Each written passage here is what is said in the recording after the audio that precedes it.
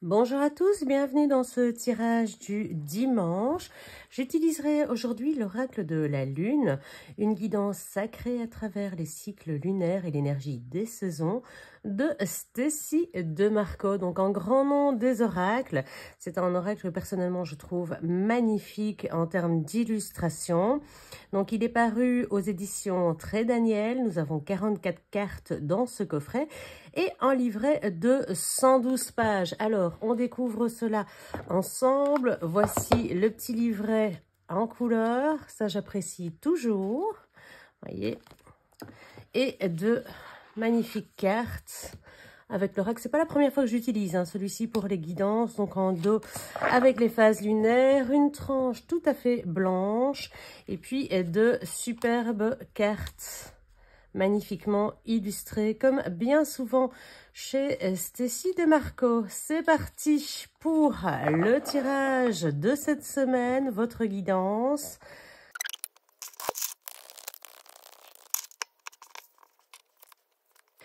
Voilà, vos cartes sont prêtes. Je vous rappelle que vous pouvez, pendant le temps que vous faites votre choix, la numéro 1, 2, 3 ou 4, pensez à liker cette vidéo, à la partager si elle vous plaît, mais également pensez à vous abonner à cette page. C'est super important pour le contenu que je fais et pour la visibilité sur YouTube, pour continuer à vous offrir toujours un peu plus de contenu différent et de contenu varié et de qualité. J'en profite pour vous dire que cette semaine, vous aurez droit à une vidéo qui va parler, eh bien, à ma manière, des plumes et des heures miroirs. Voilà, j'espère que votre choix est fait. Nous allons commencer tout de suite en découvrant le message numéro 1 de cette semaine, qui nous dit résistance. Alors, je vous la montre d'un peu plus près parce que vraiment, c'est une carte magnifique qui nous parle de manifester la résistance en nous. On le voit vraiment serrer le poing pour aller au-delà des difficultés, les contourner et ouvrir les portes. Vraiment, on voit tout ce qui peut nous empêcher. Eh bien, c'est comme les arbres, ils arrivent à sortir. Ce point, c'est comme ce qui nous enferme et on arrive à sortir, à trouver des solutions. Et finalement, on manifeste cette résistance en nous. On la contrôle, on la traverse, on la dépasse. Et on voit cette notion de résistance ici avec la toute petite coccinelle. Et donc, on nous dit qu'il existe vraiment cette capacité, quand on rencontre des obstacles sur notre chemin, eh bien, de faire un travail pour manifester et pour oser aller au-delà des difficultés. Que lorsque nous souhaitons vraiment faire quelque chose ou obtenir quelque chose, que l'on ressent ce manque, eh bien, il faut parfois sortir, eh bien, de sa petite, j'ai envie de dire, son petit confort personnel, de sa zone de confort, de ses habitudes, lever ses fesses du fauteuil, j'ai envie de dire, et arrêter la procrastination et se lancer, aller au-delà de ses forces, vraiment sortir. Regardez ce point qui est transpercé par toute cette végétation, les oiseaux qui prennent leur envol, le vent qui vient dans ces arbres et qui fait envoler les feuilles au passage. Voilà, n'hésitez pas à briser les barrières, celles de la résistance, celles qui vous empêchent d'obtenir ce que vous voulez. C'est se débarrasser de mauvaises habitudes, de dépendance, c'est se libérer de schémas qui nous entravent vraiment. Et puis, c'est à ce moment-là que l'on redécouvre sa nature profonde et qu'elle peut enfin reprendre le dessus et vraiment sortir de...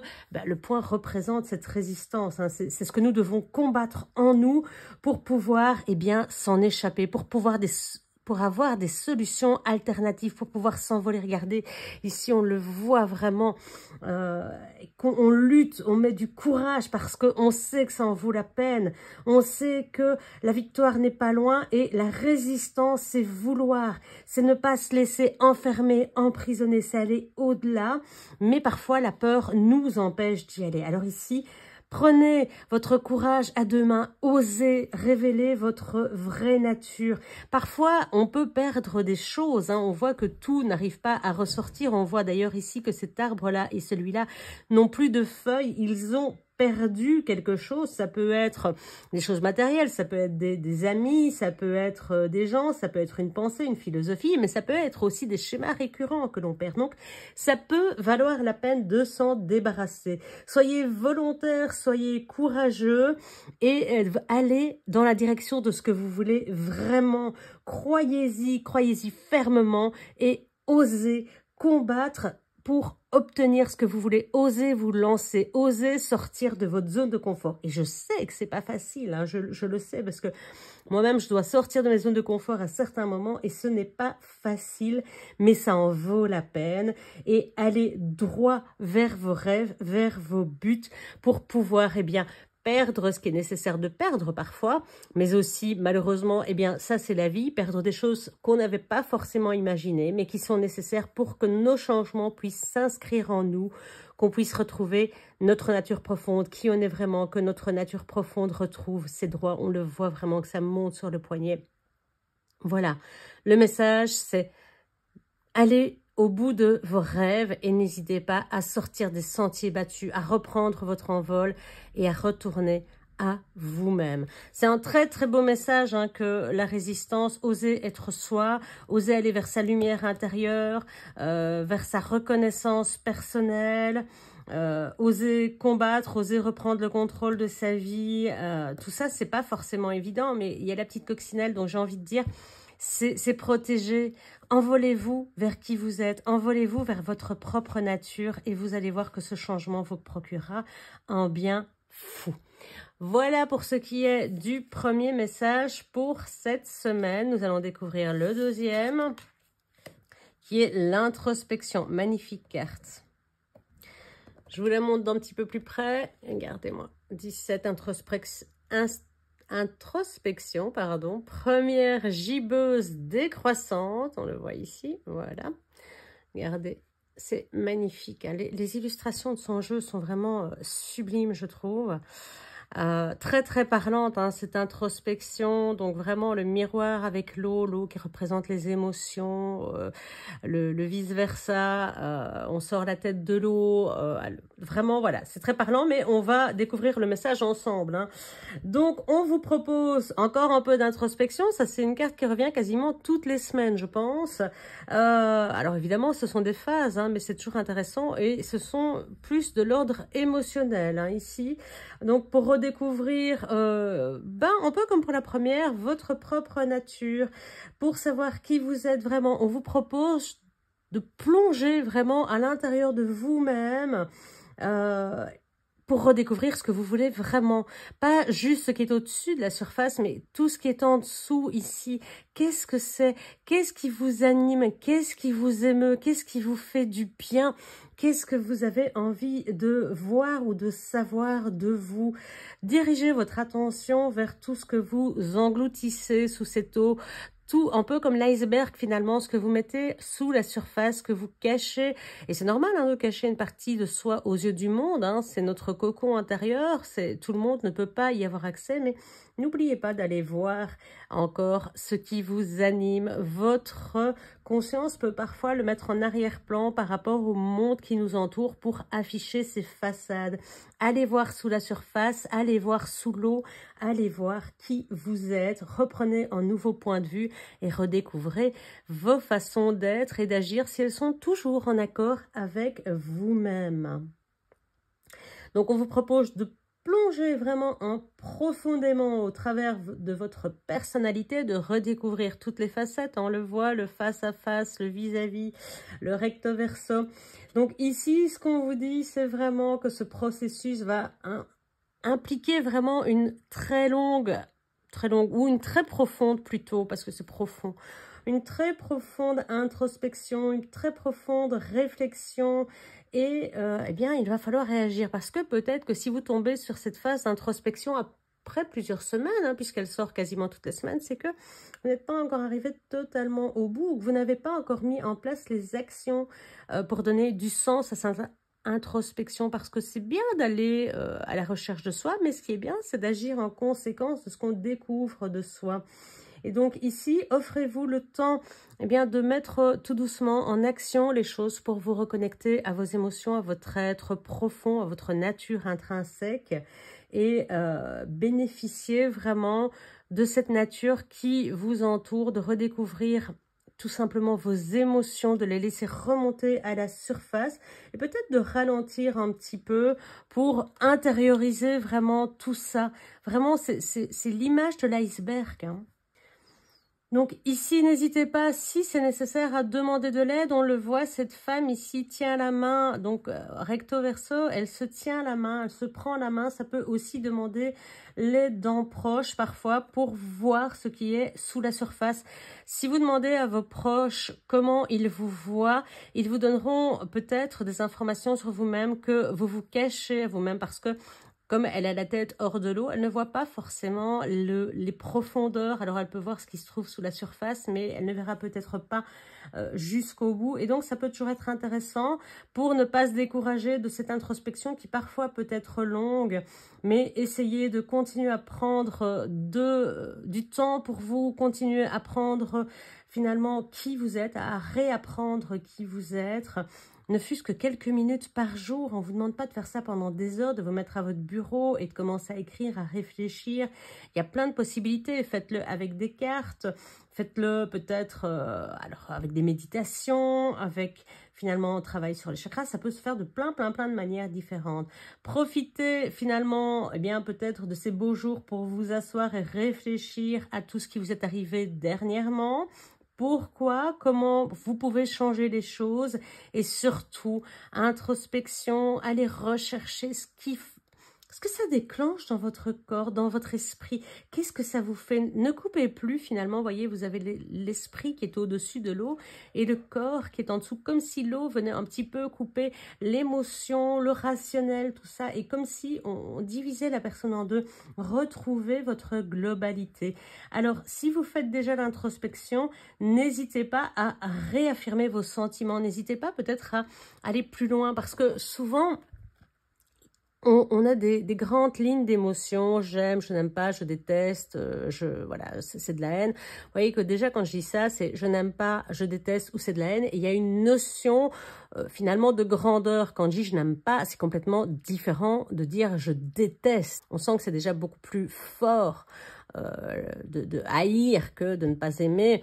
Et donc, ce que je vous propose, c'est peut-être d'aller sur Internet chercher la liste des émotions pour pouvoir mettre une gradation, parce que parfois, on a du mal, on oublie certains mots du français, mais il y a vraiment des notions qui vont pouvoir venir donner une importance et une valeur, j'ai envie de dire un petit peu comme un taux, comme...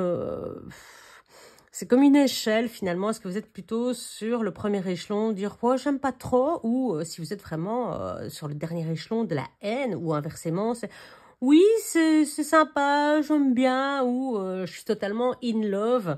On n'est pas du tout sur la même gradation, sur le même barreau de l'échelle. Donc ça peut être intéressant pour ceux qui pratiquent déjà finalement l'introspection. Voilà, n'hésitez pas à, après, eh bien, ressentir vos émotions, parce que ça aussi, c'est important. Je le disais, on coupe l'esprit du corps. Ressentez vos émotions. Si vous êtes en colère, eh bien, exprimez-la. N'hésitez pas. Si vous vous sentez coupable, que pouvez-vous mettre en place pour enlever cette culpabilité? Qu'est-ce qui ressort de cette introspection? Qu'est-ce que vous pouvez mettre en place pour que ça s'arrête enfin, ce schéma récurrent, que vous puissiez passer outre ce miroir et continuer à avancer? L'introspection régulière est bien sur le long terme. À un moment donné, il faut venir mettre en place des choses pour ne plus que ça échappe à notre contrôle et qu'on puisse reprendre notre chemin. Et puis, si vous avez des erreurs, des choses à vous pardonner, des regrets, eh bien, c'est le moment de faire en sorte eh bien, qu'ils s'évanouissent ou qu'ils s'en aillent. Il y a des petits rituels, pareil, hein, pour se défaire. On peut écrire sur un bout de papier et venir brûler ce papier, visualiser que quand il brûle, eh bien, on peut se défaire. Alors, bien entendu, pas de grosses choses, hein, mais de petites choses qui nous encombrent. On peut toujours... Le feu est un élément purificateur très intéressant, hein, complémentaire et opposé même à l'eau, donc très intéressant à travailler. Donc voilà pour ce qui est de cette introspection ou de cette résilience, j'ai envie de dire. Voilà. Donc ça, c'est pour la carte numéro 2. On va découvrir maintenant la carte numéro 3. Avec le dernier croissant et la protection. Regardez cette carte tout aussi belle, cette nuit noire durant laquelle on se repose à l'abri, replié sur soi-même, dans un nid qui est porté par ce superbe oiseau. On parle ici du dernier croissant, la protection, donc la lune qui... La lune qui descend. Alors, pour ceux qui ont du mal avec la lune qui descend, c'est simplement de rajouter une petite ligne. Et si vous pouvez monter pour faire un D comme David par exemple, eh bien c'est que c'est décroissant. Et si à l'inverse, donc quand elle est dans l'autre sens, vous faites une ligne qui descend pour faire un P comme papa, eh bien c'est que c'est la première partie, donc c'est la lune qui monte. Voilà pour la petite information pratique des lunes. Alors, ici, on vous parle de puissance supérieure, d'énergie d'amour qui vous protège. On le voit, il vous protège de ses ailes, il vous emmène quelque part où vous serez bien. Donc, dans ce nid, c'est très protecteur en oiseau avec ses œufs, avec ses enfants. Vous êtes aimé, vous êtes protégé, on le voit, hein, vraiment, il est au-dessus de vous et vous, vous êtes replié sur vous-même et on le voit dans un calme et une sérénité totale et absolue au sein de ce nid. Donc vraiment, on vous dit, voilà, soyez peut-être plus à l'écoute de vous-même. Sachez que vous êtes protégé, mais n'hésitez pas à vous protéger vous-même. Ce repli sur soi, c'est aussi une façon de protéger les zones qui sont un peu plus fragiles dans notre corps. Donc, ayez confiance en vous. Et puis, si vous sentez que vous devez vous protéger vous-même, faites-le. Ici, quand le cycle lunaire vient sur sa fin, eh bien, on sait que la lune noire, donc vraiment, comme on a la pleine lune, c'est l'inverse. Hein, la lune noire, c'est vraiment la toute fin de la lune est proche. Eh bien, on sait qu'on va pouvoir repartir, redémarrer. Elle va remonter dans le ciel. Pour l'instant, elle décroît. Et puis, arrivera la lune noire, hein, Luna Nera. Et donc, vous allez pouvoir tout simplement, après cette pleine lune, pouvoir lâcher prise, abandonner vos résistances, vous remettre sur le bon chemin peut-être, remettre votre vie en ordre également, avoir confiance, puisqu'après la lune noire vient la croissance. C'est un peu ça aussi. L'idée d'appeler Luna Nera ainsi, c'est parce que après cette lune noire, après cet instant où finalement plus rien ne brille, c'est à partir de là que tout reprend vie, que tout reprend sa croissance, que tout revient jusqu'à son sommet, donc jusqu'à la lune, jusqu'à la pleine lune. C'est en soutien, c'est en sentiment de protection, en protection contre tout ce qui pourrait arriver, hein, finalement. C'est une libération également, c'est du courage. Et c'était tout ça que j'avais insufflé dans le nom de Luna Nera. Donc voilà, vous avez un petit peu l'idée du nom de ma petite société. Alors, les sorcières et autres pratiquantes païennes vont utiliser les énergies des lunes qui décroissent pour bannir, pour chasser les choses. On dit souvent que ce sont les mauvaises sorcières ou les rituels négatifs qui se font. Alors, pas toujours, hein, le bannissement dans une vie. Moi, je trouve ça très bien, à bannir quelqu'un de notre vie qui nous veut du mal. Moi, je trouve ça tout à fait positif pour une personne. Finalement, c'est les aider.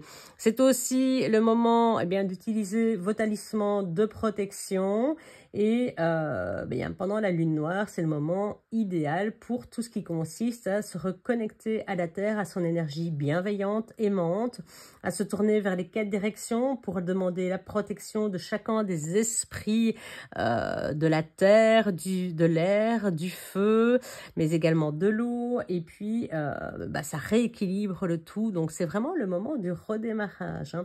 Donc vous recevrez cette énergie qui va croître après de plus en plus au sein de votre corps, au sein de votre esprit, au sein de votre corps. Ayez confiance dans ce que vous faites. Si vous sentez que vous avez besoin d'être plus protégé, eh bien protégez-vous plus. Si vous sentez que vous êtes parfaitement en équilibre, eh bien c'est tout à fait le cas également. Voilà pour cette protection, cette bienveillance qui vous entoure. Et voilà, vous vous envolez vers de nouvelles contrées, de nouveaux projets, éventuellement une vie où vous allez pouvoir lâcher prise. C'est toujours, voilà, c'est un peu, voilà, on suit un petit peu les mêmes schémas avec la résistance, l'introspection, protection. Donc, il y a toujours un petit schéma qui se dessine, c'est très intéressant. Voilà pour ce qui est du troisième message. On va découvrir le quatrième. Que nous dit-il? L'équilibre avec la troisième gibbeuse décroissante. Magnifique carte, il en est aussi. Regardez-moi cette superbe illustration encore avec ce nuage qui vient couvrir la tête de la dame plus âgée. Ce que j'aime aussi dans ce jeu, c'est que justement, on trouve plusieurs types de femmes. Hein. On retrouve un peu toutes les âges également. Et puis, voilà, la dame plus âgée, si on prend la triple lune, le principe de la triple lune ou des quatre, eh bien, il y a 3 visages, dont celui de la maturité, celui de la sagesse, de l'équilibre, qui est la pleine lune. Voilà, donc ici, on va vous parler évidemment, comme vous le voyez ici, d'équilibre, d'être finalement au centre, d'être centré, on le voit, elle le tient au centre d'elle-même, de ne plus vous laisser aller dans des extrêmes, peut-être de trouver l'apaisement, de faire des choses qui vous conviennent et dans lesquelles vous vous sentez bien. Ce n'est plus le moment finalement de partir dans des extrêmes, d'aller chercher ailleurs ce que vous avez déjà en vous. Bien au contraire, l'équilibre s'installe. L'idée, c'est de le maintenir finalement. On est passé par plusieurs phases lunaires. Aujourd'hui, on est dans l'équilibre. Il arrive dans votre vie et vous allez pouvoir essayer de l'installer profondément, parfaitement ancré en vous pour pouvoir le maintenir le plus longtemps possible.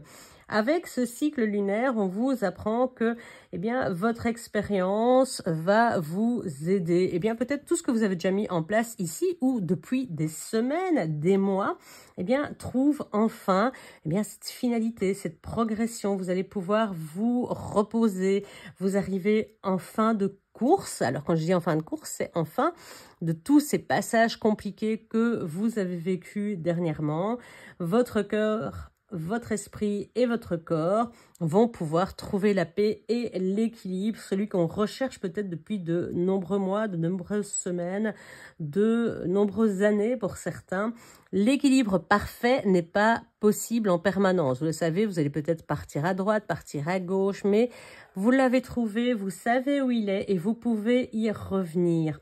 Soyez simplement conscient que cet équilibre, une fois que vous l'avez trouvé et que vous le connaissez, vous pouvez y revenir à chaque fois. Il suffit simplement de prendre conscience que vous rebasculez dans une zone ou dans une autre pour pouvoir faire marche arrière ou marche avant pour y retourner. Tout simplement. Donc, simplement, tenez-vous droit, soyez dans le respect de vous-même, de toutes les démarches et de tout ce que vous avez mis en place. N'hésitez pas à rester immobile, à regarder tout ce que vous avez réussi, tout ce que vous avez accompli pour arriver à cet instant-là. Il y aura encore quelques ajustements à faire. On le voit, la Lune n'est pas encore totalement arrivée à son point final. Donc, il y aura encore quelques modifications, un petit peu plus à droite, un petit peu plus à gauche, comme je l'ai dit. C'est un processus qui se met en place pour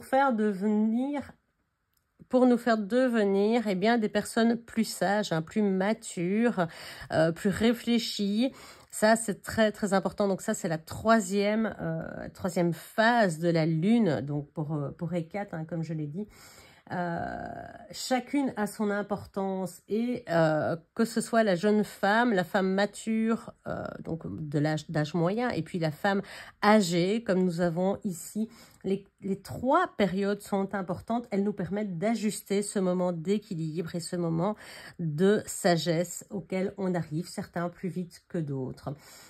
Alors, où vous situez-vous pour l'instant? Où sont encore les quelques déséquilibres qui restent dans votre vie?